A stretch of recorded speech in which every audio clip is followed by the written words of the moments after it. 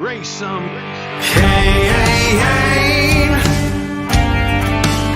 You gotta raise some Cain.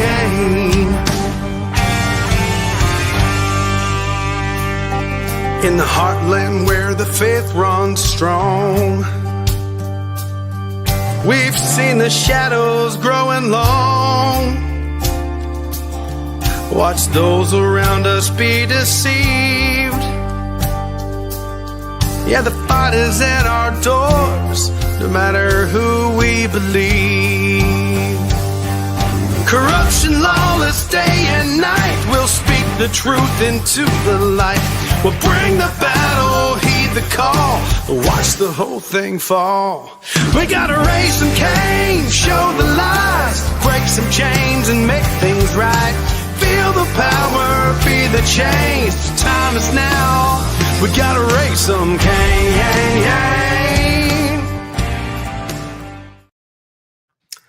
Welcome to the Raising Cain Show, Mountain Edition, where we dive into the pulse of innovation and progress in West Virginia.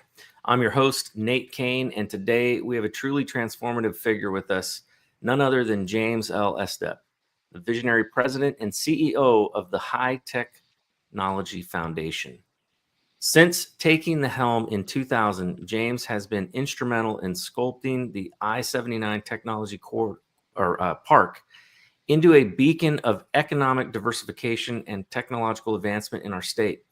With over 400 acres and 800,000 square feet of Class A office and lab space, this park has become a home to some of the nation's most critical operations, including NOAA's Environmental Security Computing Center and major satellite ground stations.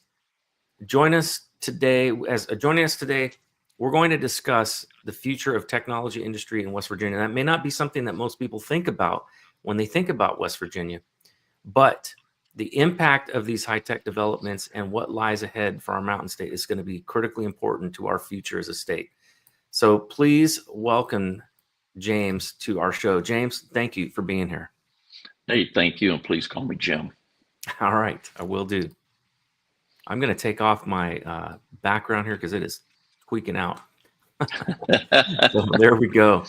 A little less exciting, but that's all right. This is going to be much better. Speaking of technology, I am going through right now, we're selling our house. And so I've got to take all of my pictures and all my background stuff off the walls. And as we're getting ready to show it, but so it's a pretty boring background here, but that's all right. It's going to be an exciting topic to talk about. So, James, let's start with, I want to ask you, how did you get involved in this? What was your, the onus for you getting into, technology and deciding to build this or be a part of this park? Well, I have always been very interested in technology, especially math.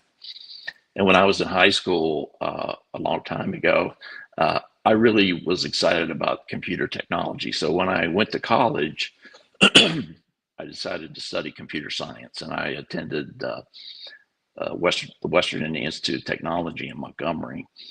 And when I was in college, it kind of dawned on me that when I graduated, I was probably going to have to go someplace else besides West Virginia to pursue a career. And that, that really bothered me, but it was what it was. And so I finished my bachelor degree, spent about a year on active duty with the U.S. Army. I had went through the ROTC program in college. And then I came back to Morgantown and got a master's degree in computer science. And then I went to work for Unisys Corporation. And I was based mostly out of Reston, Virginia. But of course, when you're working for a company like that, they have you everywhere but where you're supposed to be. Right. And just by some weird fluke, Unisys was working on a project in, of all places, Fairmont, West Virginia. And it was back in the early days when the FBI had just started to come here and the NASA was getting started. And I just by chance came back to the area, and I was working for Unisys there for a year or two, and they were getting ready to move and I was going to have to relocate. And I had heard about this effort in the region, a bunch of stakeholders, including people like Senator Byrd and Congressman Mullen and the president of WVU, President Fairmont. They were trying to come up with some strategies for diversifying the economy. And they had asked Unisys if they could loan a couple of folks to them as they were working on this project. And I ended up being one of them. And as I was helping them and seeing what they were doing, they asked me if I wanted to kind of stay on and not go with Unisys, but stay on and help. And because of the experiences I had in realizing I was going to have to go pursue a career somewhere else, I decided, yeah, I think I could do this for a couple of years and see what happens. And so I left Unisys, went to work for what was the High Tech Foundation at the time.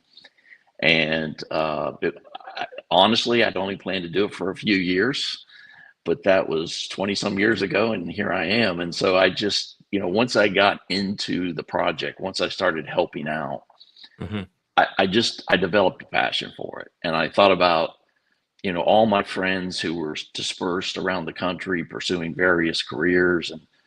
And I mean, so, the ones that wanted to be in the coal industry or timber or something like that, there were jobs. But for those who wanted to pursue other careers, there really weren't. And so that really stuck with me. And I really developed a passion to want to try to change that, not only for myself, but for other kids like me.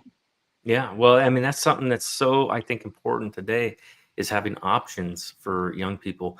It seems like, one of the biggest problems that we have in the state has been when people, graduate high school, they move on to other places and they don't tend to stay here, because unless they wanted to get into coal, or unless they wanted to be in timber, or, agriculture, there were no options for them. And, and that is something that, that's one of the reasons I actually had reached out to Jeannie, my booker for the show. And I just said, hey, remember when I was doing the campaign and we went and I met with Jim Estep. I said, can you get in contact with him? I want to have him on the show because I think what he's doing there is important. I want to let people know about this, not just people in West Virginia, but people outside of the state, because I think that we have something very unique here in the state. And that is that we've got massive energy resources. And in the second half of the show, I really want to get into that. But Absolutely. Where the future of technology is going, we are going to need massive energy resources for it. And what better place than to build that right here in West Virginia? And kind of, you have the best of both worlds. You got the natural beauty of West Virginia, and we've got all these natural resources. We could build the state into a technology powerhouse, with the right vision ahead. And so I'm actually very excited to have you on. And I want to get, so for those who do not know about the I-79 Technology Park, because honestly, until I ran, I had no idea about it. I mean, I hadn't really left the Eastern Panhandle, and then I'm driving down and I'm like, what is all this technology park stuff? This is West Virginia. That exists here? Yeah. So tell us about what was the initial vision for the I-79 Technology Park, and how has that vision evolved over the years under your leadership? Sure. So, and going back to a point you made earlier, part of the challenge economically for our state has been insufficient economic diversification.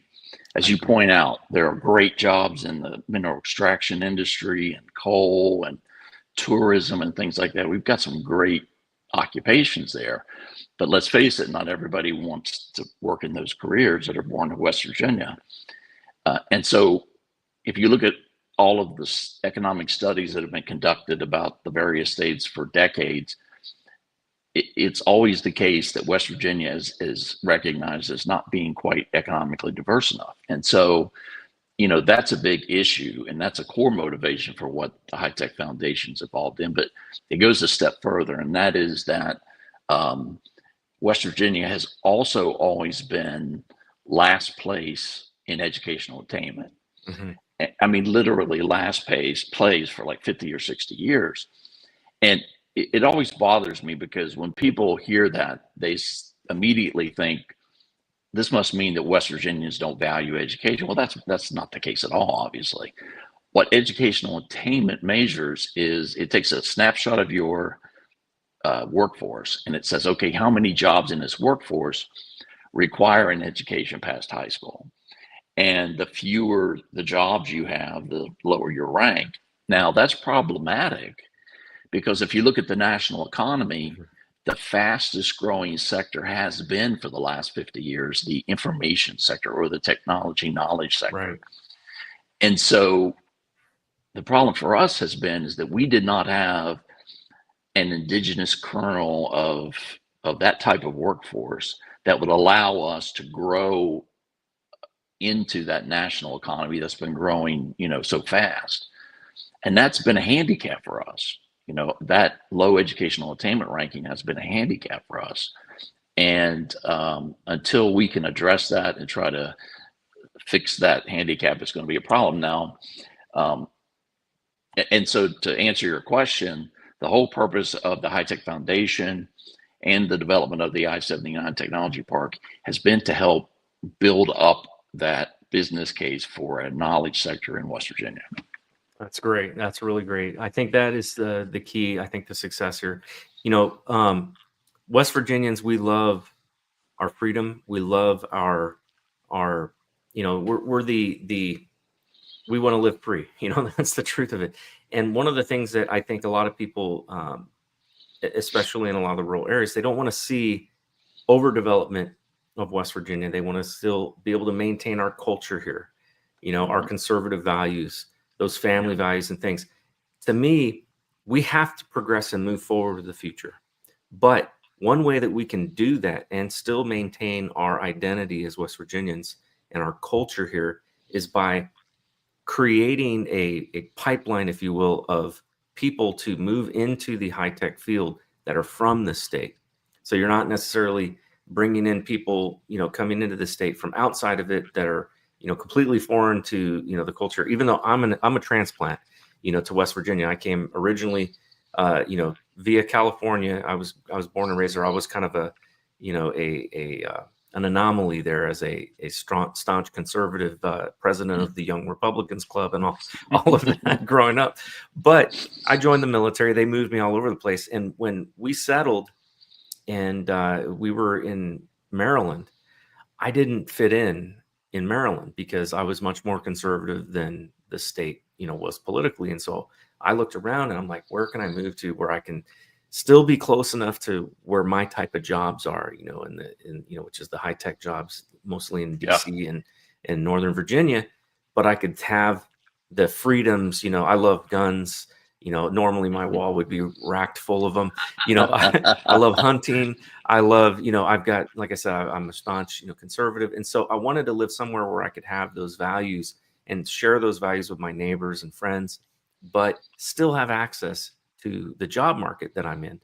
Right. And so that's why I chose to live in the Eastern Panhandle, which has been surprisingly, and to your point, everywhere in West Virginia seems to be shrinking in population, but the one area that is massively growing is the Eastern Panhandle because of its location in closeness to Northern Virginia and Maryland. But it doesn't need to be that way. We could create a pipeline for people that are, graduating high school, going to college, WVU, and where you're at, of course, right there, kind of in central northern West Virginia is really an ideal, location there. Because of the university. And let me pick up on that. So, if we're trying to grow the base of the knowledge sector in West Virginia, one of the most important ingredients or one of the most important resources for that sector is the workforce. Mm-hmm. And we've already discussed the fact that the young educated talent in our state has been on exodus for the last 2 or 3 decades. I mean, we lost more population than any other state in the country, and we're down to 2 members of the House, as you well know. Mm-hmm. And I think that's a red flag of this loss, but that puts us in a bit of a hole. And as I mentioned earlier, that's a little bit of a handicap, because how do you hope to grow a knowledge sector if you don't have the key resource? And that's a real problem. So one of the strategies that we've been pursuing at the High Tech Foundation is to go into the Washington, D.C. area and try to find STEM-oriented federal operations that are important Mm-hmm. and that do a lot of contracting and try to get them to relocate to our community. And that's important for a couple of reasons. One, of course, the STEM related jobs, which is what we're trying to attract, and the contracting, if it's significant enough, it's going to make companies want to come to West Virginia because they want to bid on the work. They want to make money. It's a profit motive thing. And if it's strong enough, then those companies will help us solve the workforce deficiency because they want to make that money. Now, we call that approach, that strategy, our federal anchor model. And you hit on that because the fact that DC has been growing so much that it's now spread westward out towards Virginia, and our Eastern Panhandle is benefiting significantly from that. Now, I look at that as a couple of ways. First of all, yes, it's an example of how this federal anchor model helps with economic diversification. But it's also an issue, in my opinion. DC has been allowed to grow so big, and it's become so many federal operations are over there that two things have happened. Number one, it's become the most expensive place in the country to spend taxpayer money. Two, it's become a target-rich environment for our enemies. And this is really worrisome to me. It's incredibly worrisome to me. And so when President Trump announced that one of his major priorities was to remove federal operations out of DC, I just really was excited to hear him say that, because not only is it important for national security and a more efficient spending of taxpayer money, but West Virginia is ideally suited, especially where we are right in north central West Virginia, is ideally suited to house these operations. So I've been encouraging our delegation and the new governor to really embrace that with the president and let him know that we are ready and willing and able, and we will maximize the results of that if he can work with us to bring these operations in. Again, because if we strategically pick them so that they're STEM and so that they do a lot of contracting, that will in effect build that business case that we need for better economic diversification. Yeah, definitely. And for those that may not understand that term STEM, because there's a lot of people that, maybe you're not into our field of work. STEM means science, technology, engineering, and mathematics. So it's those high-tech type jobs. And this is a growing field, and it is very fastly advancing. And in fact, my background, of course, has been primarily in cybersecurity. 27 years I've worked in that field, and it has allowed me to be able to, provide for my family. My wife was able to be a stay-at-home mom because these are technically, usually high-paying jobs. And I mean, this is the kind of thing that we need to see, and especially because you want that diversity of, economy. Speaking of which, I want to ask you about that. So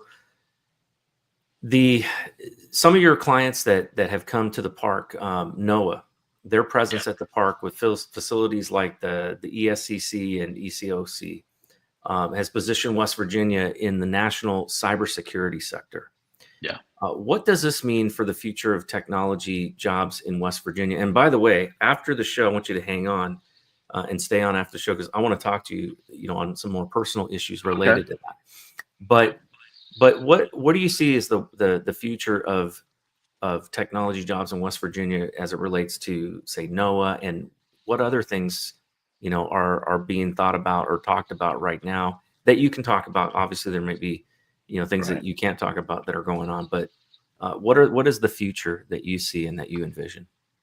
Well, several years ago, we were able to convince NOAA, the National Oceanic and Atmospheric Administration, to relocate their entire cybersecurity headquarters operation out of DC into Fairmont. So now there's several hundred people, cybersecurity professionals like you, Nate, that are working there 24/7, 365 to try to secure the agency's infrastructure. That's been a real win for us.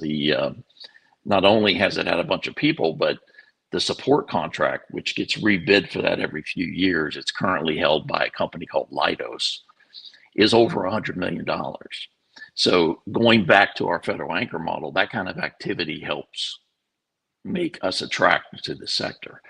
But in a bigger picture, and you mentioned the NOAA's Environmental Security Computing Center, that is one of the most advanced supercomputing centers in the country. And it currently holds, or houses, I should say, 3 supercomputers that are in the top 50 in the world.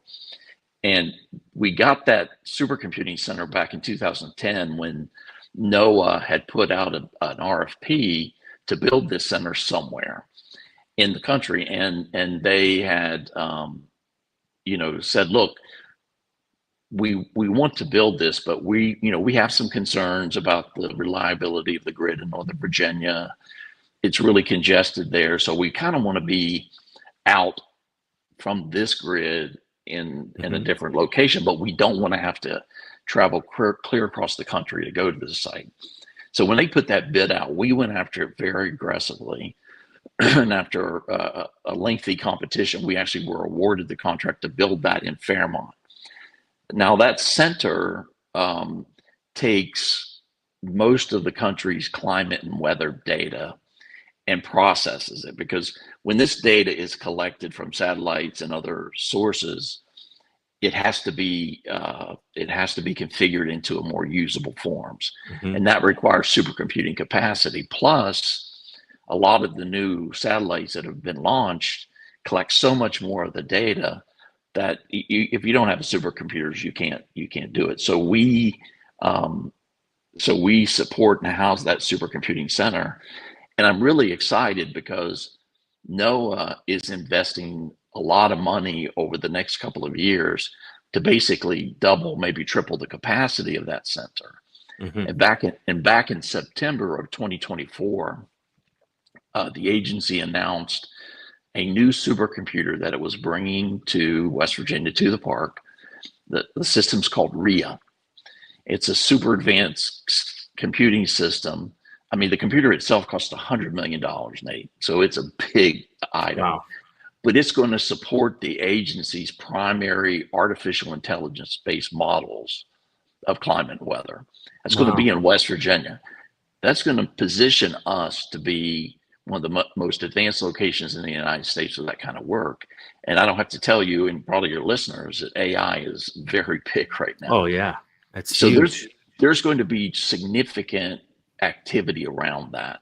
Now, in addition to the supercomputing center, we were able to get the ground station command center for NOAA's #1 satellite program called GOES-R. And these are geosynchronous satellites that sit over the United States, collect all this data for this hemisphere of the planet, comes down to Fairmont, gets processed in our supercomputing center, then gets distributed for a variety of purposes. We also were able to get the ground station for all of their joint polar satellites, which are satellites that orbit from pole to pole. And then just a couple of years ago, we won the contract for the new space weather ground station. And we actually just finished that antenna. So we are the only location in the United States of America that has that magnitude of climate and weather data collection combined with the supercomputing resource. Now that's significant because this is such a big topic. I mean, this is an issue that's affecting governments, but it's also really affecting industry. Most people don't know this, but there exists in the United States over a $7 billion commercial climate and weather industry. And the main resource for that sector is the data collected and processed in Fairmont. Now, companies like major food chains, shipping companies, everybody's looking for better analysis so that they can adapt to whatever the climate's doing. Right. And not only adapt to it, but maybe make the most out of it. I mean, for example, the shipping industry, if there's going to be ice melting above Canada, then that's going to save them money. They don't have to go through the Panama Canal, for example. So they're really interested in that. And so there's a demand growing for more and more knowledge. The U.S. Department of Commerce studied that a few years ago and estimated that if the data that NOAA has can be made more accessible, then that market could double, maybe triple. So we've been working really aggressively with Microsoft, Azure, and AWS, the Amazon Web Services, to figure out how they could bring their cloud service operations to Fairmont, plug into this data, and allow access to their cloud platforms.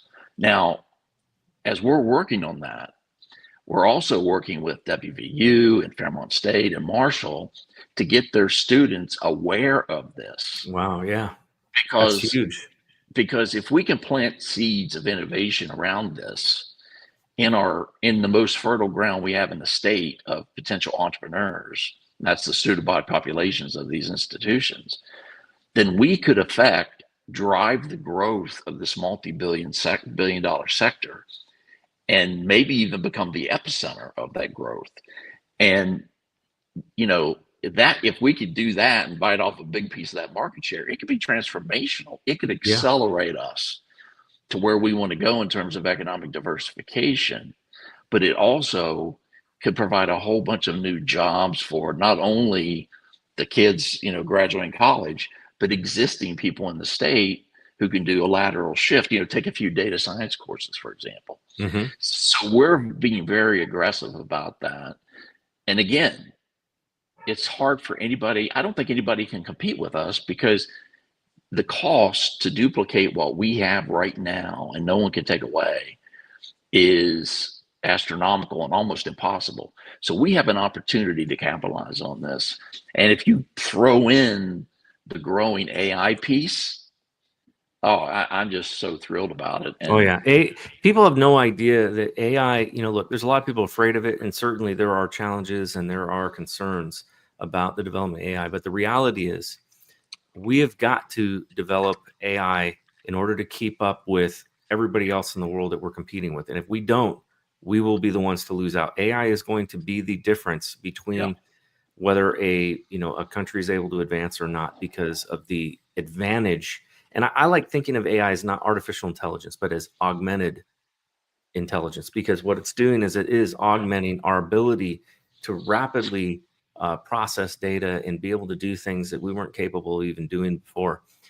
One thing I'm really curious about is with the development of Space Force and the space technology kind of focus of NOAA and all of that, is there a natural place for some of the defense industry to maybe move into West Virginia as well, as it relates to Space Force? That's very prescient of you, Nate. As a matter of fact, so let me back up for a second. So NOAA is part of the U.S. Commerce Department. And the U.S. Commerce Department has been given the authority to oversee all future space commerce. Now, as part of that responsibility, they have assigned NOAA to build the next generation air traffic control system for space. Oh, wow. And they're going to it's called TRACS. Your listeners and viewers can look it up. It's TRACSS. And they're building this system, and it's going to be based in large part on the existing technology within the Air Force and Space Force, where they already track anything bigger than 4 inches orbiting the planet. It's mind-boggling. Yeah. So this system will be in part built on that. And I'm hoping, we're really close to this, I'm hoping that the backup part of that will be in Fairmont. And as a result of that possibility, there has been a lot of Air Force and Space Force activity in Fairmont talking about this. So you're absolutely right.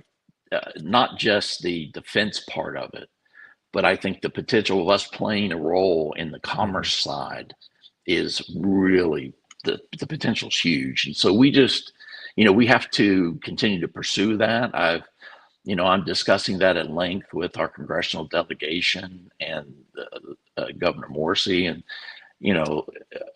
asking for them to help me engage with the Trump administration and say, help us capitalize on this opportunity. It's for all the reasons we've been talking about not being in DC, but also, Appalachia, they've been trying to correct Appalachia's economy for 75 years at least. Yeah. Yeah. And this could be the final opportunity. President Trump is in a position where he could be the champion of this. And I hope that comes to pass. I think you're onto something. And, you know, being in my line of work for as long as I have, there's trends that you can see, and you kind of like, you get to the point where you begin to see things way ahead of time, because it becomes, you know, essentially instinct, you know, and one of the things that I recognized a long time ago is that sometimes it's the places that are the most backwards or the most unadvanced in technology that all of a sudden leapfrog everybody else, because they didn't have the infrastructure when it was old infrastructure. And as new infrastructure starts getting put in place, they all of a sudden now have the best high-speed internet, the best of everything. A perfect example is Eastern Europe. Eastern Europe was basically under the communist, you know, cloud for so long. And when Russia fell, investors and entrepreneurs saw Eastern Europe as an opportunity zone, and they basically went in and built up a massive IT infrastructure. And now some of the fastest internet speeds, some of the best IT infrastructure in the world is in countries that you never would think, you know, it's at. I see West Virginia as like a model for that. We have the potential here. I think you're spot on. And I think, you know, just with what I'm dealing with now. So we're expanding these satellite ground stations to be cloud-based. There's a potential that, you know, I may be able to convince Microsoft, Amazon, others to come to the park. The supercomputing center, but the supercomputer I mentioned earlier, RIA. And by the way, your listeners can Google that and read about it. You know, AI takes a lot of power. Yeah. And this is going to be the first of what will likely be several supercomputing systems supporting AI.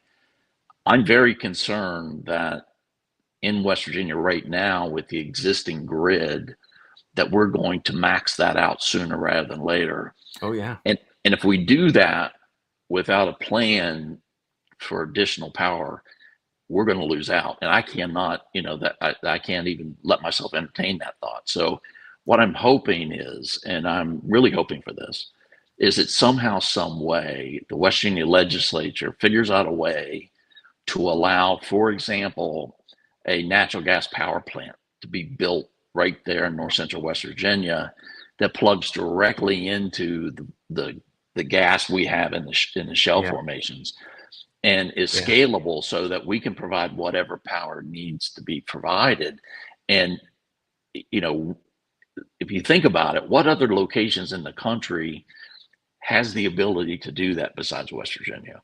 Not many. I don't think anywhere. I mean, honestly, I think what we have here, because we have the capability of developing these power plants, or mini power plants even, or private power plants, that where there's nobody else using that power.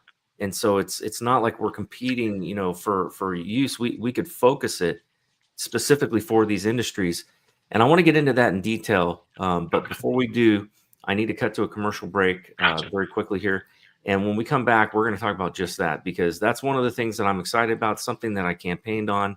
And, you know, even though I didn't win my election, that's okay. In some ways, I think there's more I can do, not as a politician, but I've made a lot of really great connections. And I want to talk about that specifically when I come back from the break. So we'll be right back after a short message, and we're going to dig directly into that topic specifically.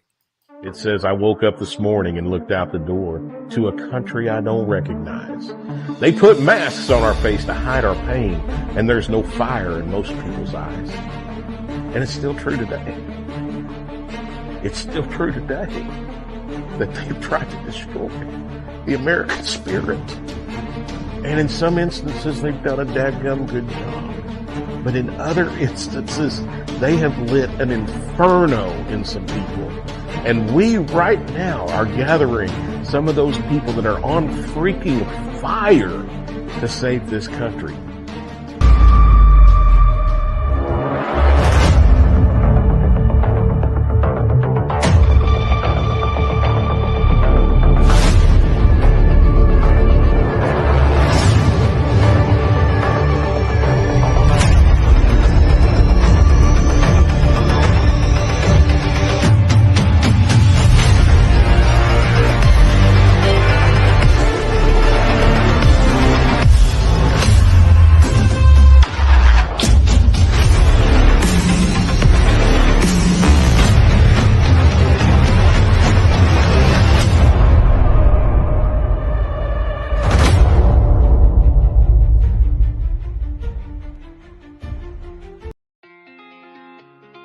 Increasing expenses have caused us all a lot of pressure these days, and it's affecting even the wealthiest of people.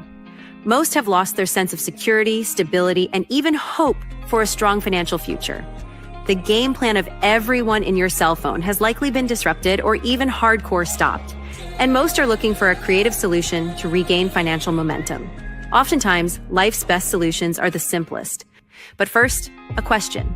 What is something most people think they should own but don't? Crypto, fine art, real estate? Nope. We are talking about real money. The kind kings and queens fought for and large institutions today buy in mass. We're talking about gold and silver, assets that provide confidence in tough financial situations. So the question is, do you own any? If you don't, you're not alone. Most people aren't maximizing the power of precious metals because it's just been too complicated. And even though they see advertisements about gold and silver daily, they don't really know who to trust. That is, until now. The bottom line is that buying gold and silver doesn't have to be complicated or scary. There's a simple, better way to accumulate assets and create financial peace, headache-free. And this very minute, a new community of average people are seeing above-average results to the tune of tens of millions in assets over the last few years. This system is tested, it's simple, and it's not an experiment. To date, it's helped more than 80,000 people bring hope back into their lives. It's invitation only, and right now, this new community has accepted a challenge to give away as much free gold this year as possible. Curious? Learn how to get your free gold today. Check out the next step to get the details.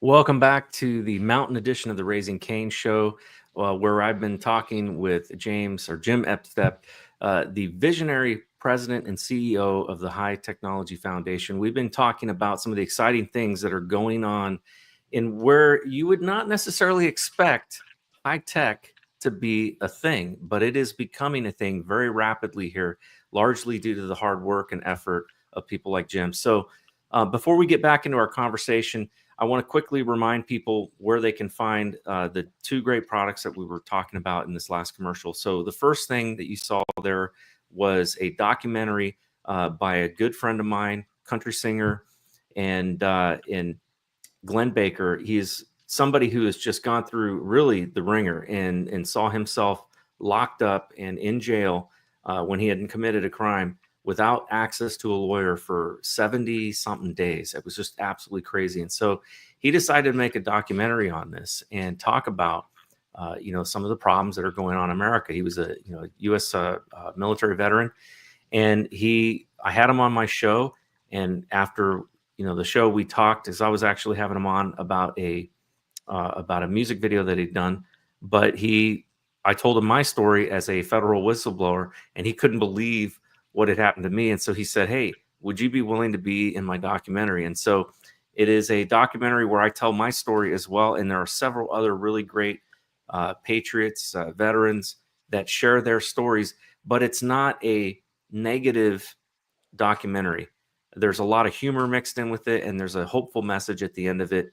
And the best thing about this documentary is that 50% of the proceeds for this documentary are going to go to help a veteran who's lost his ability to walk be able to walk again, because we're going to donate 50% of the proceeds to help put him in an exoskeleton.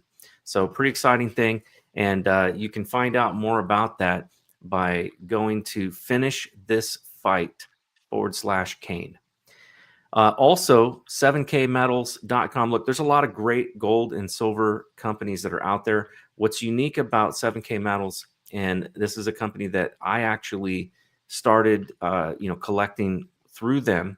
And then I talked to them and said, "Hey, can I talk about this on my show?" And so I worked out an affiliate agreement with them. But you can find out more about this and check it out and go on their site and read about it. What's interesting and unique about them is they focus on the little guy. They're not focused on, the filthy rich and the elite. They're focused on average people and helping them to be able to get into the collection of gold and silver as a hedge against the US dollar dropping in value. And they have some really great programs, and they have things that you can set up. So even you just, $150 a month, and you can get, regular coins coming to your house and regular bullion coming to your house. And it's a great program. So you can check that out by going to 7kmetals/Raising Cain. That's scrolling along the bottom, so I don't need to remind you again, but check it out at your own pace. And if it's something you're interested in, and you can sign up for it.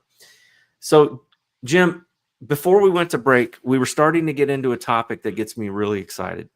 One of the things that I learned about West Virginia as I began traveling across the state and talking to people all over was just how much energy resources we have in the state that are literally untapped. We have massive amounts of coal. We have massive amounts of natural gas. And there's no reason that we shouldn't be shipping all, right now, like I think we send out, I think it's $7 billion in exports around the world. And a lot of that is coal, and natural gas. And the truth is that we could take that and refine it here, build a power plant here, make the power plants. But the issue, and when I was talking to people, the issue that kept coming up, why aren't we building more power plants and then exporting that power? Because you got to deal with things like the government, the federal government, to get, pipelines and permits. And we've seen some of these problems that we've had to deal with here in the state. Even when you hook up to the national power grid, there's all these permitting requirements that the federal government has. But when you build a private power plant, the federal government has no say in it. In fact, due to Chevron deference and the rulings recently, by the Supreme Court, they can't stop us from doing whatever we want to do in our state. It's only really when you have that interstate commerce that it becomes an issue. So we are poised right now in West Virginia, in my opinion, to start building a vision for how we can build private power plants that power these technology centers, these data centers, these AI, farms. And another thing too that I found out about, which I was really surprised, was cryptocurrency market, which is just, it's not going to shrink. It's only growing. Yeah. It requires a lot of power in order to mine cryptocurrency, which is one of the ways that cryptocurrency, it grows, is through this process called mining, which basically it's breaking, cryptological codes in order to be able to, create more crypto, but it requires a lot of power, and it's extremely power intensive. We have everything we need right here in West Virginia to do this. We just need to draw in the right investment, and then, as you were talking about early, build the workforce that's necessary to operate, these types of environments. And we could very quickly, I think, become the technology capital of the United States. I really do believe that. Well, and you're spot on, because we've been hitting on talking about AI, and as you said, AI is going to pretty much transform every industry, every economy we have.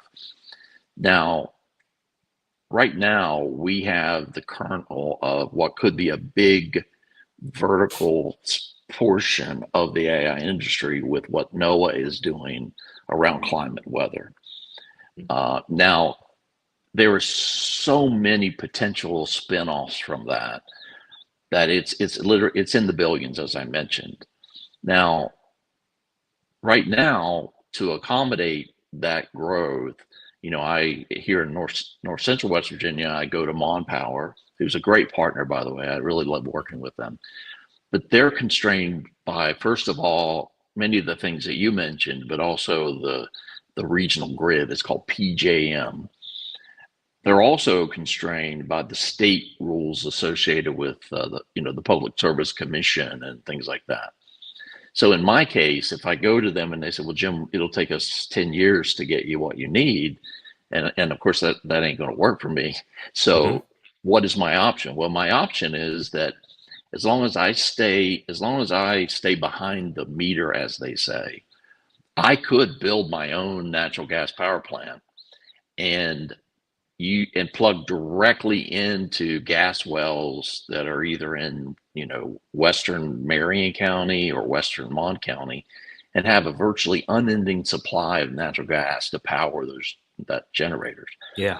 That requires me to go build that, and that's not my expertise. So I'd have to partner with somebody to help me figure that out. That's where it gets a little more complicated, but that could be done. Yeah. Now, let's say that I figured out how to do that. What about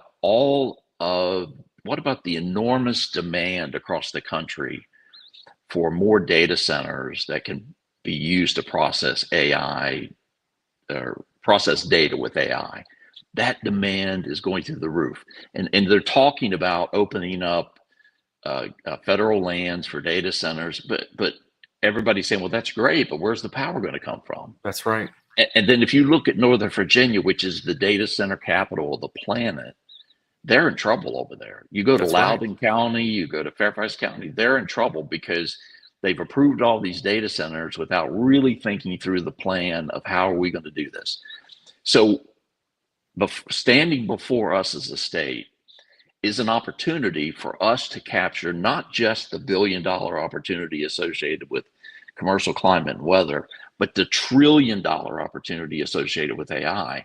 Yeah. If we figure out a way to energize and unleash the power of our natural gas to create electricity. So what has to happen? Well, the West Virginia legislature, I think, needs to really jump on this and make it the highest priority they can to figure out how to enable, for example, in my case, some kind of natural gas power generation capability to be built there that can not only support what we're building, but attract all these AI data centers from around the planet that are looking for a location. And, you know, I talk with Microsoft frequently and all these other folks. Microsoft is spending billions to reactivate 3 Mile Island, and it's really out of desperation. Yeah. They're looking at micro reactors. Just in 2025 alone, Microsoft will spend $80 billion on data centers. So we could tap that market tomorrow if we announce that we've come up with a plan to build a natural gas power plant that can scale up to, 10 gigawatts if need be, and be fed from all of the natural gas. If we can do that, it could be huge. And we have to make it a priority today, and it has to be part of the upcoming legislative session. Yeah, we have right now, we got a window of opportunity with Trump as president. Yeah. Trump has made it very clear, drill, baby, drill. Yep. He wants to see us, develop complete energy independence again. And we have this opportunity right now sitting in front of us. We only need to reach out and grab hold of it, and we could completely change the course of West Virginia for future generations, going on in the future. I'm really excited about it. I think this is something that needs to be a focus of our state legislature. Like I said, after the show, I want to talk to you about some ideas on that. Okay. I've made a lot of great contacts. I want to be an advocate for this issue. I'm passionate about it, just like you are about wanting to see our state, really become a major player in this. And I think it has technology jobs. To me, they're one of the types of jobs that have the ability to bring people out of poverty, faster than anything else. I mean, it's unbelievable. I was blessed when I went in the Army to go into a field that I had no idea. I mean, I had suspicions that cybersecurity was going to become an important thing, but not to the degree that it has. I mean, I had no idea, and I certainly had no idea about the income potential for these types of jobs. But, I've had in my career, I've made as much as a surgeon, somebody that goes to school for 10 years. And in my case, I don't even have a college degree. I got my training through the military. I got my clearance, and then I ended up working and getting my certifications. And it has been just an incredible career field. And, and it's not for everybody. Some people, that's not their cup of tea. For me, it was great because I've always been somewhat accident prone. so swinging a hammer was never going to work out well for me. I don't think my life, expectancy was going to last very long in those types of work. Working in a coal mine, I've got a history of family members that, my great grandfather died in a coal mine. I don't want to be the next one, right? Right. Yeah. He was in a coal mine that collapsed up in Fayette County, Pennsylvania. Oh, wow. So, the beauty of this type of work is it's given me a great career that has, like I said, it's helped me to do well financially, and it's helped, me to be able to be there for my, my family. The last 3 years has just been incredible because with my job and the current contract that I'm on, I've been able to work remotely, doing my job, and occasionally I go in to work on some of the classified systems, but most of the time I'm working from my home office, and that, again, that's not for everybody, but for me, it's been great because it means I've been able to spend more time with my family. When in the past I had to commute down to DC, and that was like 4 hours on the road. So we have an opportunity to do something here. I'm really excited about it. And I think the window of opportunity it's a small one because Trump's got 4 years in office. Yeah. We need to capitalize on this as best we can to get the support to develop, these types of things, to do more, energy exploration and building, I think of, and really expanding the private sector, power plants and things like that. One of the advantages of that is that no matter what happens in future administrations is that we will control that in our own state. Yes. One thing I want to ask you about, it's great. We got good government contract stuff work going on. We've got some big companies that have come into the state. How do we make things better for small businesses to be able to be successful in West Virginia? I don't know if you saw recently, but there's a big row that has erupted in the social media world with Tim Pool. Pretty upset. He moved his whole operation here to West Virginia, and he's got one of the most successful podcasting shows. And he recently went on a rant about regulatory stuff here in West Virginia, the taxes that he's having to pay, the fact that they don't allow for, if you're hiring people from West Virginia to be able to hire them as independent contractors. And there's all of these issues surrounding that. How do we work towards building an environment that is small business friendly so that we can get more people like myself? I have my own small business here, but I haven't really been able to expand it because of a lot of these regulatory problems here in West Virginia. How do we change that? What are some of the things that you see from a technology standpoint in order to be able to get more entrepreneurs, get more investors in West Virginia, and to develop? What are the things that you see are the priorities? Well, I can tell you, as someone who's been in the community for a long time, it has improved immensely over the last decade or so. And, the legislature has done some amazing things to get us in a better place. People like Secretary of State Mac Warner implemented just some great programs to help with that. And I know that his brother, the new Secretary of State, Chris Warner, is going to do the same thing. And I think Patrick Morrissey's got some great ideas. So I'm really optimistic about that for West Virginia. I know that some issues, for example, like independent contractors, that goes all the way up to the U.S. Department of Labor. And I think our congressional delegation will have to be involved in trying to affect that policy. Now, in our environment, our federal anchor model environment, one of the things that has always been a real positive in terms of the government contracting is that almost every contract that goes out has a huge requirement for small business participation. And what we have found is that requirement has been a real catalyst for not only helping small businesses get in the mix, but also entrepreneurs to start up. So that's been a real positive for us. And so I think that's helpful. And, here's the thing. When we're talking about recruiting federal operations to the state to help build our model, that's really not novel. In fact, West Virginia, if you compare us to just the states around us, and you say, okay, how much money is going through their federal anchors? If you look at Virginia, it's like 15 billion. You look at Maryland, it's like 7 or 8 billion. You look at Pennsylvania, it's like 6 billion. Ohio, 4 or 5 billion. Even Kentucky's 3 or 4 billion. West Virginia, maybe $1 billion. So in terms of our approach using federal operations to boost the economy, we're just trying to catch up. Mm-hmm. But what people don't also understand is if you go all the way back to Silicon Valley and you peel back the layers and say, well, what made Silicon Valley what it is? You'll see that it all started in the 50s with the enormous spending around the Minuteman missile program, Yeah, you're and right. the spending around the mission to the moon and space. Enormous amounts of money went into that.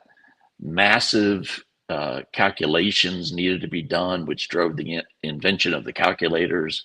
The calculators drew these elementary computational devices, and then eventually circuits and so forth and so on.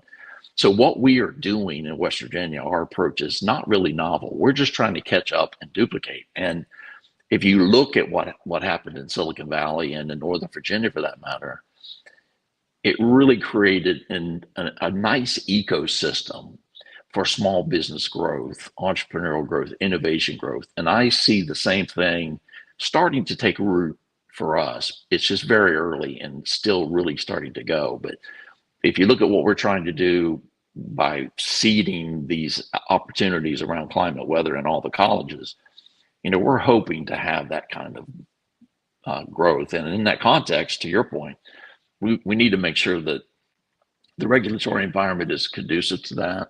Mm-hmm. And again, as I said before, I'm very optimistic about that. And under the Trump administration and with our delegation, I'm optimistic that whatever federal level, whether that's Department of Labor, I think there's a real chance we're going to get it right. Yeah.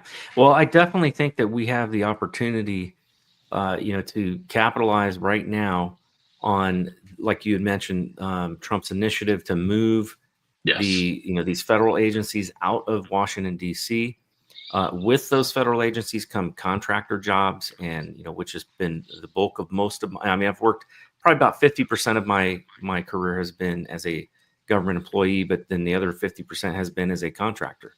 And and people a lot of people don't understand that the contracting industry, yeah, sure, you got to recompete and all of that, and but the job stability is actually quite high.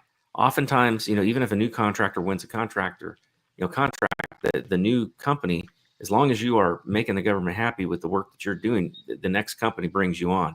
I mean, it has been very stable work Absolutely. for me. Absolutely. And so I think there's a lot of opportunities there for people in West Virginia. Obviously, expansion of our energy industry and maybe even refining those capabilities. We've had some problems with losing our steel industry, but the steel industry is heavily dependent on power.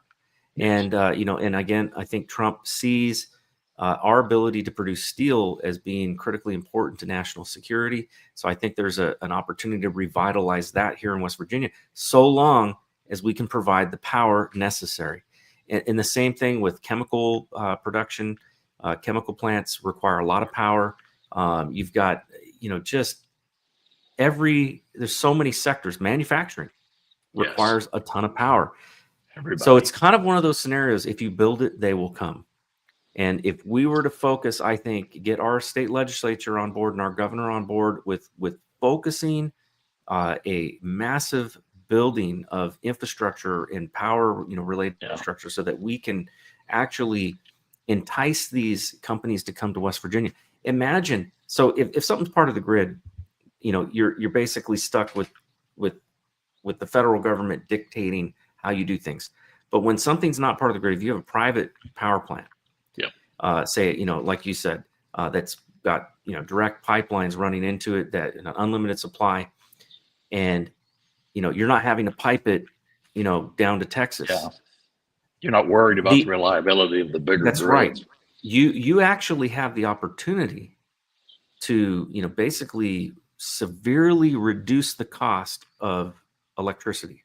Yep. And if you had that capability and the state were involved in helping to make that possible by making those investments in that infrastructure, we could actually do some public-private partnerships with the state, with these, companies, these oil and gas companies, the coal industry, and produce these private power plants that then we say, hey, you move your business here and we will guarantee you, your gas or your electricity, I should say, at a reduced rate compared to any other state. We will cut your electric rate down in half. Even if it's not at a reduced rate, if you can ensure reliability and scalability, that's all you need. That's true. You're right. We will guarantee that if you need more power, we will build another power plant. Or just add another generator to our plant. Right. That's right. And plug another pipeline into it. It is that simple. It really is. I mean, look, folks, we've got such an opportunity here.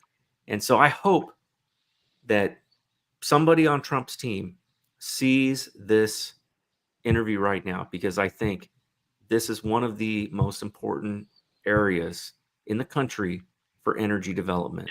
And I know Trump knows that. I know it. So if we could just capitalize on that, and that's the other thing too. Green energy ain't going to do it. Never going to cut it. We're never going to meet the power needs from solar and wind power. Not possible. And anybody that knows anything knows that. Listen, I don't have anything against renewables. I love renewables, but they just aren't ready and probably won't be anytime soon. So natural gas, at least, is a good alternative. The only thing I have against them is I don't like the when you see the beautiful mountainscape and you got all these windmills, it just messes it up. I can't argue with that. Can't argue with that. I love the beauty of our mountainscapes without all of those windmills. But if we could generate enough power, and we have the capability of doing that, if we can get the help, through some of our state legislators, and I think right now, like I said, I think there's an opportunity here, with Trump in power and the Republicans in control, to actually even get some assistance from the federal government to help bring us up to scale with the infrastructure needed, so that we can also help produce that electricity for other states, like Virginia, Northern Virginia. They need power. They got all these data centers there. Why aren't we making it here and then desperately need it? They desperately need it. So exciting times, really exciting times. Many people. One of the things too that there's been a lot of interesting developments is in the coal industry. They've been a lot of really interesting technology to develop clean burning coal, and in particular where they can take coal and they can turn it into through gasification, turn it into hydrogen, which burns totally clean. There's so many opportunities right here. Now, where you're at, obviously, the north central West Virginia is kind of a key location. What are some other locations within West Virginia that you see as potential for, development of technology centers? Well, as you pointed out, our Eastern Panhandle is already kind of moving in that direction. Mm-hmm. And I think that even though the southern part of our state is, economically depressed, if they were to figure out a way to build this kind of power capacity that we're talking about in a way that made it available and scalable and reliable, which it would be, then for all the reasons we've been talking about, you're going to have a variety of industries take interest. Now, there's a lot of other pieces that have to go into that, but that one linchpin, I think there could be potential, especially with the data center. And I know there's been talk of data center capabilities in the southern part of the state. So, I'm hoping that the work we're doing to try to bring in a big piece of the commercial climate and weather industry into our community is significant enough that we can spread that wealth throughout the whole state. Yeah, and it brings the jobs in for not just tech, because you got to bring in the contracting, the contractors to build the environments. You got to bring in the HVAC guys. Incredible amounts of HVAC is required for all of those data centers. You have to have, the support businesses for all the employees that are working there. The mom and pop, restaurants and everything else. I mean, it really does. And all you got to do to see that is, go up to the northern panhandle today where the steel industry used to be. Yes. And you can see how it has depressed the economy when that industry was gone. And you can see what has happened up there. That's where it's so important to have these industries come in, because it creates jobs all the way around, everywhere. Yes. Yeah, there's So always an ecosystem that there blossoms is. around these core opportunities. So there, if and you can leave it to chance and say let it evolve, or you can try to be proactive Mhm. and nurture it. But Yeah. you got to And have some of while these anchor pieces like power. That's right. And while technology changes, and you may have a niche within technology that's there for a little bit, and then it goes away, and new technology comes in and takes its place. The one thing they all need is power. All of them need power, The and other thing West to Virginia is consider, poised to solve that. absolutely, and that power attracts data centers, data, and every business, I don't care what sector you're in nowadays, is becoming data centric. Yeah, Every company's using its data to be more competitive, to be more efficient. And what yeah, I'm seeing is a whole plethora of new occupations around data, data analytics, data sciences, so forth. So, if we can do this right with the power and mhm, everything, then we can create such a demand for data related occupations in West Virginia that, you know, it's cliche, but yesterday's coal miners are tomorrow's data miners. And that could be very exciting for this state. yeah. That's very. That sounds like a great campaign slogan. That sounds like that is something that I do think that yeah, I mean, obviously there needs to be we need cooperation and help, within the state legislature to support a campaign really to push for these things, to push for, because it's not just about the power. We obviously need that, and that unfortunately we do need the government's help with that, because you're talking about infrastructure and in very high dollar investments and those types of things. But the other thing that we need is we need education, and education Yeah. has got to shift in West Virginia.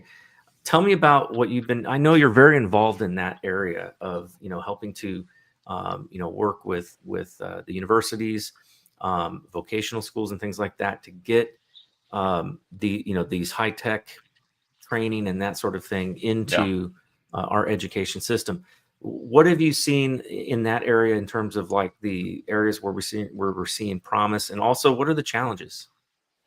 Well, it's always been my experience that the kids coming out of our school systems in West Virginia, I mean, when I can, we have people that come in from other parts of the country to work. And I mean, our folks are as competitive as anybody. And that's my personal experience. Hmm. And our colleges and universities are producing good talent. The problem is that these kids graduate and yes, they're looking for a job, but they're looking for a career. So when they look at the West Virginia landscape, sometimes they're like, well, can I really pursue a career? Yeah, you've got some stuff growing. It's great. And so it's a little bit of a chicken and an egg thing. I Hmm. think that I'm not really seeing a lot of flaws in the products coming out of the West Virginia's education system, to be honest with you. I just think it's a matter of us getting to that level of maturity in terms of job availability to where we can demonstrate to these kids that, yes, you can pursue a meaningful career here. And Hmm. so it's a little bit of a chicken and an egg problem for both sides. Yeah, I'm sure we're going to get there. It's just a matter of, once we finally hit that horizon, and then it's the sky's the limit. And we are getting there slowly but surely. Yeah, We are getting there. definitely. I'm hearing it more and more. Talking to some of my friends actually out there in Mon County. A buddy of mine's son just graduated and got his degree in cybersecurity, Oh. and now he's moving into that industry, and he is staying here in West Virginia. One of the other issues that I know has been a big problem, and unfortunately there's no simple solution because of our landscape, is the high speed internet lines, fiber optic lines and things like that that are required to move that data from one place to another. Yep. Now, with the advent of Elon Musk's Starlink systems and all of that, that's been a game changer. I mean, like, I moved into my house, I did not know to even think about asking about internet because I just assumed there was high speed internet everywhere. I moved here from Maryland, and before that I lived in Hawaii. Before that, I was in Japan, and then in California. So I mean, everywhere I've lived up until moving here, there was no question about high speed internet. It was guaranteed I was going to be able to find it. Yep. Moved here, I bought a very expensive house in a nice beautiful neighborhood that I would have just automatically assumed had internet, and there was none. The only thing that we had, it was like going back in time, because they had 4G LTE, which half the time didn't work, and there was no Verizon here, no. I think you could get like, oh gosh, what the heck was it? IDSN, but you had to pay for like ISDN, yeah. Or ISDN, sorry, ISDN. You had to pay for, having it put in, and it was like going to be expensive. And I'm just like, Yep. And it wasn't even fast. And I'm just thinking to myself, it reminded me of the days back, the 9800 baud, internet dial-up. It's like, I was just like, I felt like I went back in time, and I'm like, wait a minute, hold on a minute. I got duped. I forgot to ask about, but then Starlink came about. So for a while there, I was heavily dependent on, 4G LTE, and I kept running out. They would throttle me after so many, so much, data that I was using, and I was using a lot for my job. Well, Starlink came, and now I don't have any problems at all. I mean, it's like, doesn't matter. I got mountains all around me. I got it on the top of my roof, and and it's beaming down, and I'm getting great download speeds. Has there been any talk about getting Elon Musk to look at investing in West Virginia and looking at this place as a focus? Because what he's selling, he would be like, he would own the state in terms of like, just, I mean, like, there's no other options in many places. Yeah, certainly in some of the cities, you've got some options, but where a lot of the rural areas, like even, areas where you have people that, when they're looking to move and they want to live and work near a site, we need better internet. That's one of the things that we need in this state. And so to me, rather than trying to, go and use old technology we already have problems with, because if you got to go up and over a mountain, that's more cable. That's more places that cable can break. There's all of these problems that are associated with that. But if you're shooting it up into space, then really the only issue you have is, do you have your pole high enough so that you don't have obstructions? And that's it. And to me, this is like the perfect place, to kind of showcase that and get Elon Musk to make a major investment here, in West Virginia. Yeah, no, I totally agree. I think the Starlink is an example of the solution. West Virginia, because it's, first of all, we have a very small population, but it's really spread out. So when any company comes in and says, we got to make a capital investment, we got to go up and down these mountains, they're just not going to do it. Yeah. And so that's kept us way behind. And I know Senator Capito has been a strong advocate for this.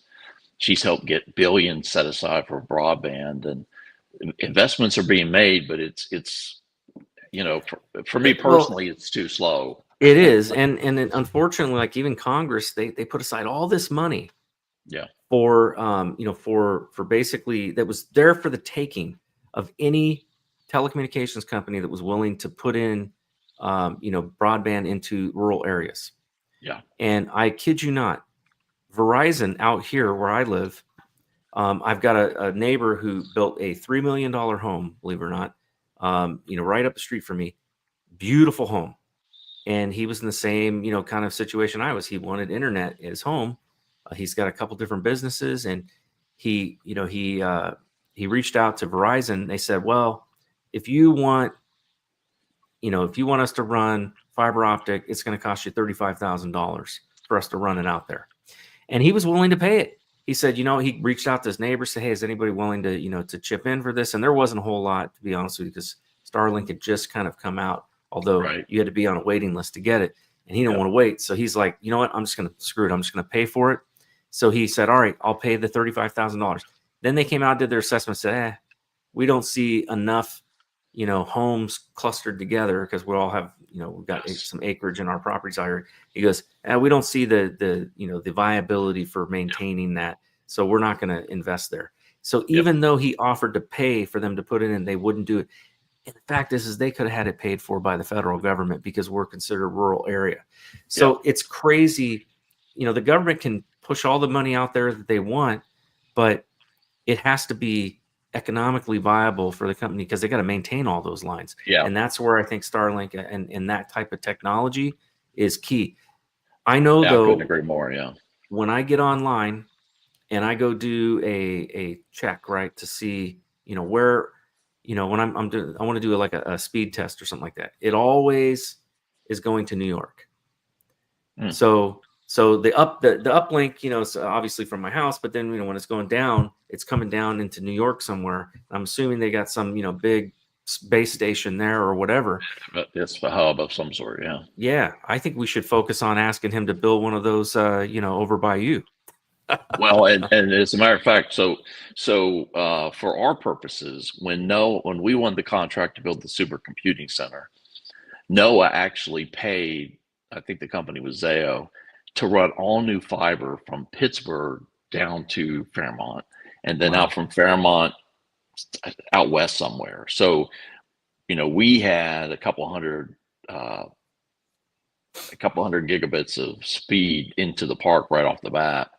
Wow. That was a really kind of a godsend, a good byproduct of winning the contract. Since that time, some other companies have actually ran fiber, one of which was DQE out of Pittsburgh. And they, on their own nickel, ran a bunch of fiber from Pittsburgh down to the park. And they now offer, I think it's 400 gigabit per second capabilities into the jealous. park. But why did they do that? Because they made that investment because they see what's coming. That's right. NOAA has a national network called NWave, and I think it's historically ran at like 100 gigabit per second, but I think they're ramping that up to somewhere like 364 gigabits or something like that. So these companies see what's happening and say, okay, we're going to make the capital investment because we want to build on that work. So we've been very fortunate to have outstanding broadband capacity, but also, we have 3 of the most advanced satellite ground stations on the planet in Fairmont. So we have a lot of strong satellite communications as well. Yeah. So bandwidth, telecommunications is, we're as competitive with anybody in the world in Fairmont.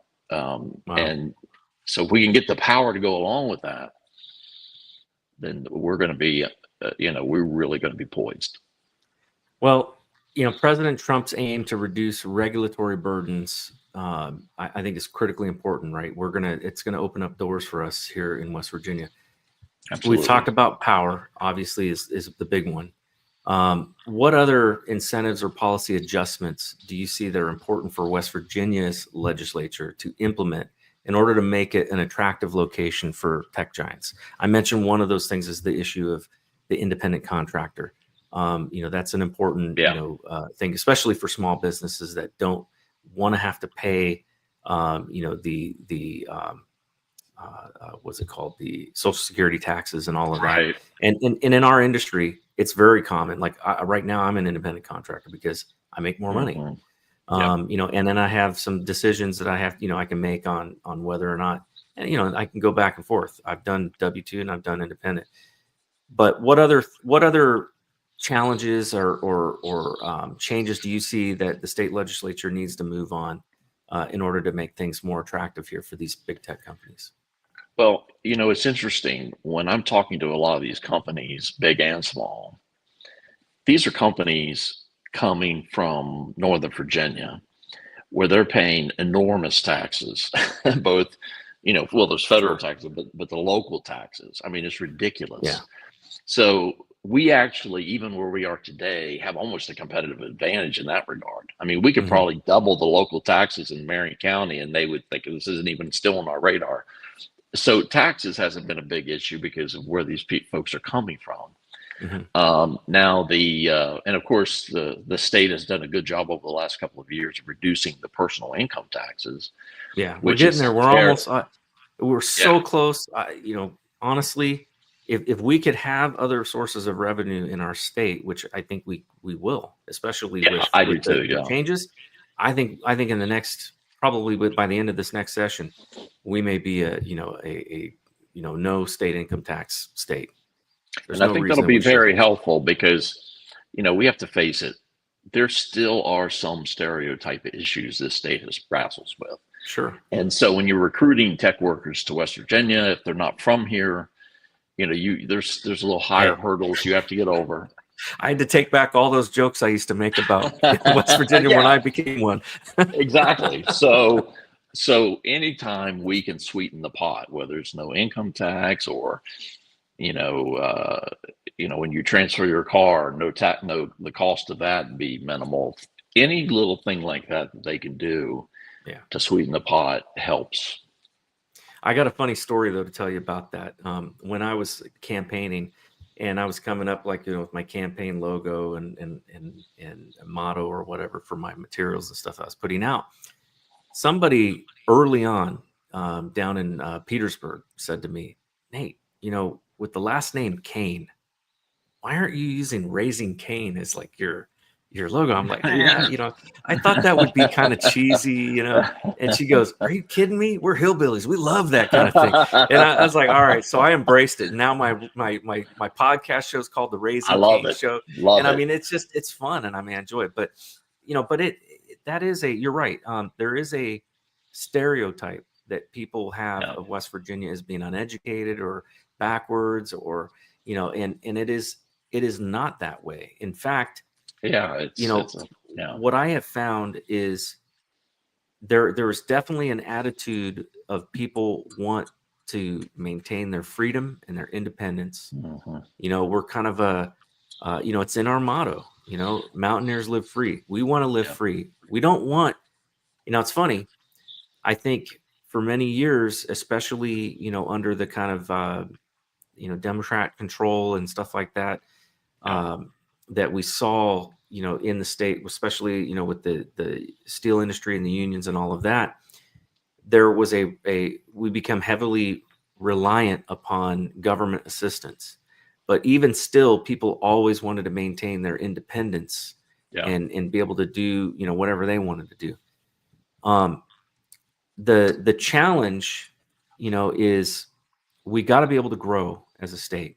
We have to be able to grow. We've got to be able to diversify. We need new industries. We need to be attractive, so that our kids will stay and they won't leave. And we need to attract people, but we can do that and attract the right people. I'm a perfect, case example of that. I mean, I came here as a conservative, and I fit right in with West Virginia culture because I feel the same way that everybody's here. I came here for those reasons. And we could do the same thing and become, I kind of look at you look at what's going on in Florida right now. Florida has become kind of like the southeastern mecca for conservatives that have, left their states and have moved there, and their economy is booming and their population is booming, but, and it's becoming more and more red because of that. And so, you have more like-minded people and things like that. I see West Virginia as kind of has the opportunity to do the same thing for the Northeast, and we have the ability to be able to be that. And we should be trying to move in that direction. I think that, that we have, I think we've had some changes in our state legislature, and I think that are good. And I think that we've got some very pro-business senators. My senator who's out here, Tom Willis, is one of those. And so I definitely, if you don't know him, I would definitely want to introduce you to him. Yeah, absolutely. I'd love to meet because he's very pro-business, and I think he would be a good person to have, on board. And I know quite a few actually of of our state legislature that I've gotten to know over the last couple of years. And so I want to help you make those connections, because I appreciate that. I want to do as much as I can to help West Virginia move, into, not just move into, the 21st century. I want to see us become the leader in technology in our country. And I think we absolutely have the ability to do that. I've got kids now that are adults, and my daughter, very, capable. I've trained her and interned her, in cybersecurity. And I want to see her have those opportunities, because I don't want to see her move away. I want to see her stay here. So, I think there are opportunities, and I think the sky's the limit, and it's pretty exciting. I always like to ask my guests, and we've been talking for a little over an hour and a half, or a little under an hour and a half. And I appreciate you giving me your time and being on the show and talking about these things. It's exciting for me. I spend a lot of time in political commentary for obvious reasons, but to be able to talk about technology, that's where my heart is. I mean, I love, that's why I got into this industry, and I like politics too, but this is like the perfect marriage of both, right? Right. Yeah. We've got a great opportunity right now politically and technologically to do some great things for the state, and I'm very excited. So I always like to ask my guests, if there's one thing that you want people who are watching right now, we've got over 1,000 people watching right now live. What is the one thing that you want them to take away from this conversation? Because obviously people have short attention spans, and so this is your opportunity. What do you want people to know about what we're doing, or how you want them to get involved? What is it that you want to say to them? Well, I would say to them that to reach out to your local representatives, your delegates, your state senators, and the congressional delegation, and let them know just how important it is to continue to support this diversification. We're not talking about replacing any industry. We're talking about diversifying, adding another sector to keep our young folks home and to reverse that, what I call the hemorrhaging of our young talent. We need to reverse that. So reach out, let folks know that this is an important agenda item. Amen. That's true. I agree with you on that. I think that's something we can all do. One thing that I want to say to folks is when I ran for Congress, I learned some very valuable things. One of those things that I learned is if you don't see what you want to see happening in the state legislature, pick up the phone, talk to these people.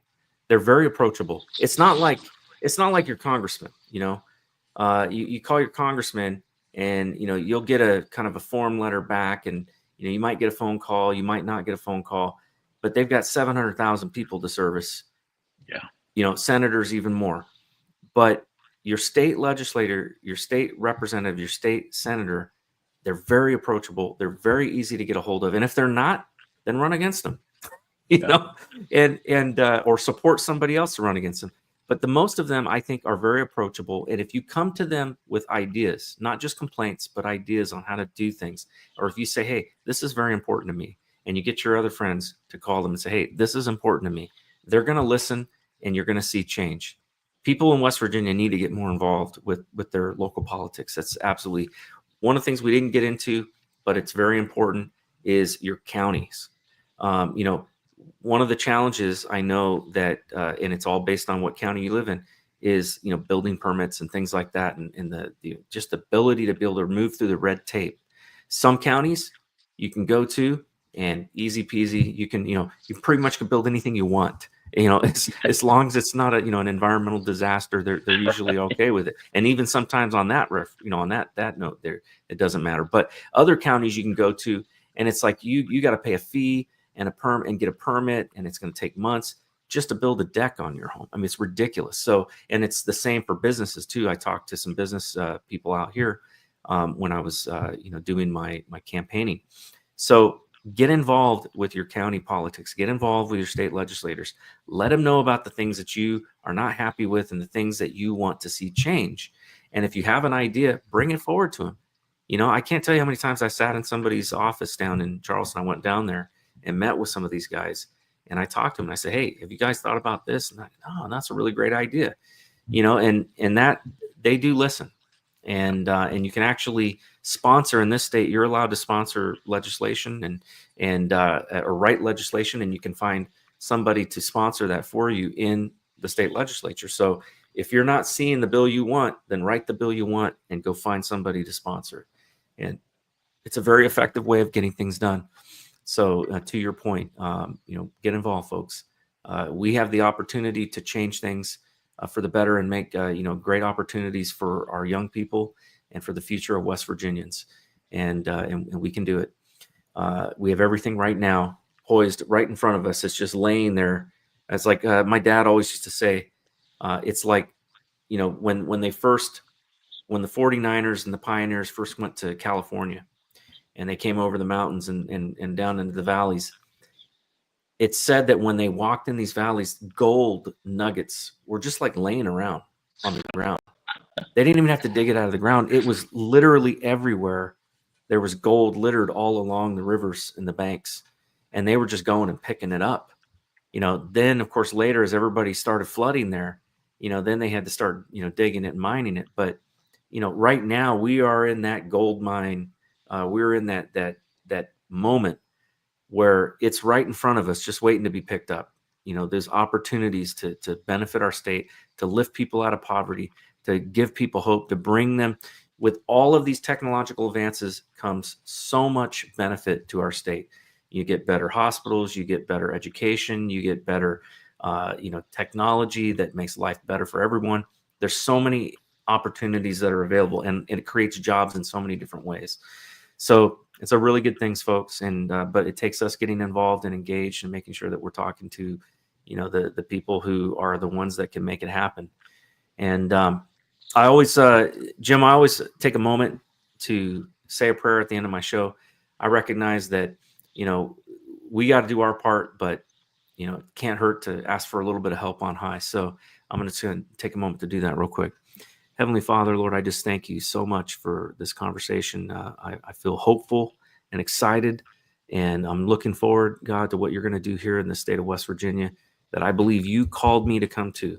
And Lord, I know that the future of West Virginia is a great one. I pray, Lord, that you would raise up the right leadership, and for the leaders that are here, Lord, that you would help them to see the potential and to grab hold of it. And I pray, Lord, that you would bring the jobs to West Virginia that are going to help the future generations of young people and to be able to stay here in the state and to grow the state from within, and also attract good people, Lord, from outside of the state. Maybe even bring some of those people back that have left. Lord, we just pray that your blessing be upon it, that you would guide our leadership with wisdom and with integrity. We pray, Lord, that you would bless Jim and the things that he's doing, that you would help him to be successful in growing this important industry here in West Virginia. And I thank you for the work that you've done through him. And we ask all these things in Jesus' name. Amen. Amen. So, Jim, before we go, where can people follow you? Are you on social media? And what's your website for what you're doing and all of that? Well, on Twitter, it's at James L. Estep. Our website is www.wvhtf.org, and all of our social media links are there on that site. Perfect. That's great.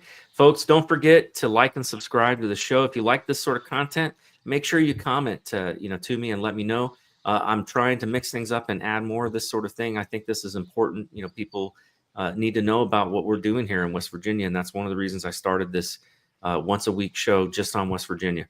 For those of you that are watching that aren't from West Virginia, hey, think about moving here. And if you want to stay where you're at, that's fine. You can get ideas on how to improve your state too, just like we're doing here. Good things are coming ahead. Remember, like, subscribe to the show. I do a lot of different shows, including a radio broadcast. You guys can catch that, all of it on theRaisingCainShow.com. And you can follow me at Nate Cain for WV on pretty much all of your favorite social media. I'm on it all. And the last thing I want to mention is, as you guys are looking to how to improve things or how to make things better in your environment or where you live, or, reach out to Jim, reach out to me. We're more than happy to share our ideas with you and, help come up with solutions. If you're a owner of a company, a tech company, reach out to us. I'll put you in touch with Jim, or you can reach out to Jim directly and be happy to make those connections. I want to thank you all for joining and for watching. And I want to remind you that we can make a difference. We just have to step out and do something about it. God bless you, and God bless all of those that are watching the show and our country. Have a great night. Raise some cane. You gotta raise some cane.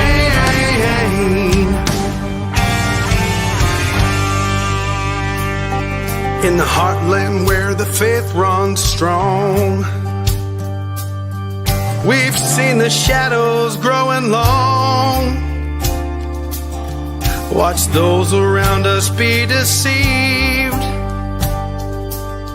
Yeah, the fight is at our doors, no matter who we believe. Corruption, lawless, day and night, we'll speak the truth into the light. We'll bring the battle, heed the call, watch the whole thing fall. We gotta raise some Cain, show the lies, break some chains and make things right. Feel the power, be the change, time is now. We gotta raise some Cain.